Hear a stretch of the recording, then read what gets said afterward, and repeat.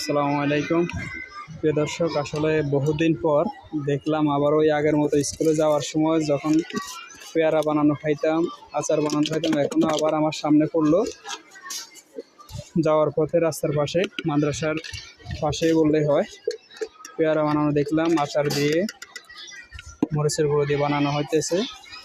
আসলে বহুদিন পরে খাবো তো, মুখে অলরেডি পানি চলে আসছে, কিন্তু এখনও খাই নাই। বানাইছে, দেখি কীরকম টেস্ট। তো বহুদিন পর আবারও সেই আচার বানানো, পেয়ারা বানানো খাইতেছি।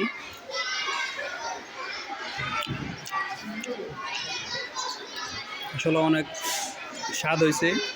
আমি বলছিলাম একটু মরিচের গুঁড়া এবং তেঁতুলের টক বাড়াই দেওয়ার লাগে, সেই স্বাদ। অনেক স্পাইসি হয়েছে।